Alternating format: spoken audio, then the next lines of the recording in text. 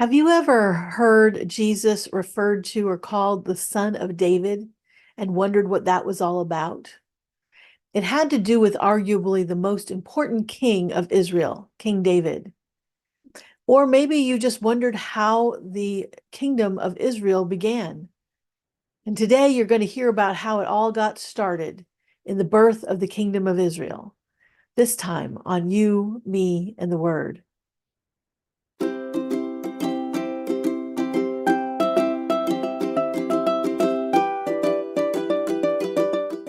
In the previous couple of videos, I talked about how the tribes of Israel had been rescued by God from slavery in Egypt. They traveled around the desert for 40 years, learning how to follow God and God's law and to become a people, a nation. Then they moved into the promised land that God promised to their ancestors over 400 years before, beginning with Abraham. They lived in the land as separate tribes, but they were supposed to be living by God's law. But it really wasn't going so well. They kept looking at the countries around them, wanting to be like them. And then they would get in trouble when those countries conquered them, and they would cry out to God to save them. God would send temporary leaders known as judges to help them get out of trouble and go back to following God again. And this happened over and over again.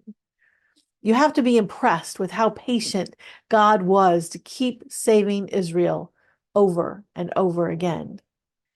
Things were getting really bad in Israel, as it says at the end of the book of Judges. In those days, there was no king in Israel. Everyone did what was right in their own eyes. Enter Samuel. He was a judge and a prophet, meaning that God spoke to and through him to help lead Israel. He was God's representative and leader of the tribes. Though the people thought he was great, they wanted more. They wanted a king like the other nations. The problem was that God was supposed to be their king. So in effect, the people were rejecting God. And basically, that's what God told Samuel. You think they're rejecting you, Samuel, but really they're rejecting me. Nevertheless, God agrees to give them a human king.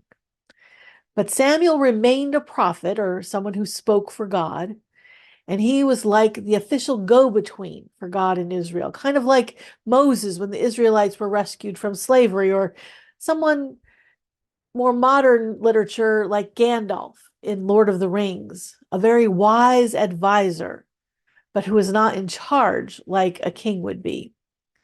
Samuel is the one who identifies the one that God chooses to be king.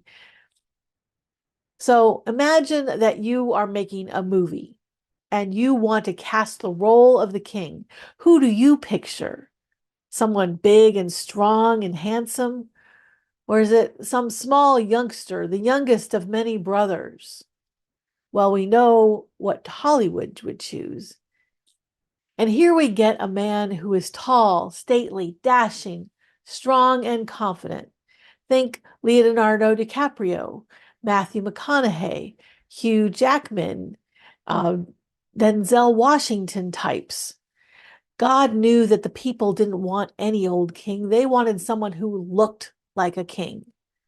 Enter Saul, tall, dark, and handsome, right out of central casting. And you might think that as king, Saul could do whatever he wanted. After all, that was what the perception of the kings of the nations around Israel. But that's not how it works when you're supposed to be the king of God's chosen people. You are supposed to follow God's law. And when Samuel, God's prophet or official representative, tells you what God wants you to do, you're supposed to do it. Well, Saul decided he was going to go his own way and rationalize it to God later. How many of us have done the same thing? The problem was that Saul wasn't some average person. He was the king, and God withdrew his support. Instead, God chose someone that would be loyal to him.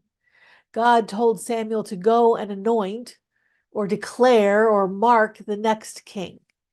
And that's where we meet David. Remember that Saul was tall, dark, and handsome. He was very visually impressive. David, at least at the time he was chosen, was the last person you would expect. Saul came to the house of Jesse, David's father, and told him to gather all of his sons. He had a lot of sons. And Jesse didn't even bother calling David from the fields where he was tending the sheep. But the Lord rejected all of the rest of Jesse's sons. David was to be the one. David was chosen, but he didn't become king right away. He was just a boy after all. Are you familiar with the story of David and Goliath? Long story short, there was a formidable Philistine warrior named Goliath, and the Philistines often attacked Israel, so they were often at war. And Goliath, challenged the Israelite army to pick one person to fight on their behalf in single combat with Goliath to determine who would win the battle. But no one was willing to try. They were too afraid, and the consequences for failure were too high. David was bringing supplies to his older brothers at the front when he hears about this, and he volunteers to take on Goliath for God's honor. And he tries on Saul's kingly armor, but it's too heavy and cumbersome. He says he's going to fight the way that he fought off lions and bears while tending his father's sheep. With his slingshot, he defeated Goliath and saved the day. Now, over time, David grew and matured. He became strong and a great warrior in his own right. He fought in many battles, some with Saul himself, who saw David as a threat to his position.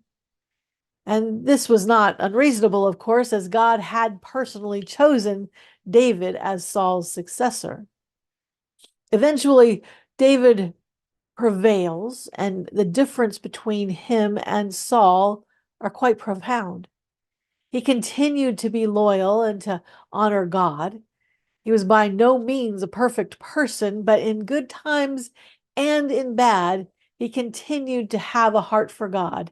In fact, God refers to David as a man after God's own heart. David ushered in Israel's golden age. Not only did he try to honor God, he was what we might call a Renaissance man today. He was a successful warrior king, expanding Israel's territory. He was a man that commanded loyalty and respect. And he was a spiritual man who sought to have a good relationship with God. He was also a musician and a poet. Many of the Psalms in the book of Psalms in the Bible are attributed to him. And the book of Psalms is basically a book of poetry or songs to God. And God promised David that one of his descendants would establish a kingdom that would last forever. After his reign, when Israel was going through anything difficult, any challenge, the people would think back to the good old days. And those days were the times of King David. When foreign invaders would come and occupy the country, they would remember the promise and hope the time had come when a son of David would take up his throne and establish his everlasting kingdom. When people saw Jesus hundreds of years after David, they hoped that he was the one. And spoiler alert, Jesus was and is the one. But his kingdom is very different from the kingdoms of this world. Now, next time, I will tell you about the kings that came after David, starting with his son Solomon, considered by some to be the wisest person who ever lived. Want to see more? Be sure to like this video and hit the subscribe buttons as we continue with the story of the Bible. Need to catch up with the story so far? There's a playlist linked in the description below. Thanks for watching. That's all for now. See you again soon.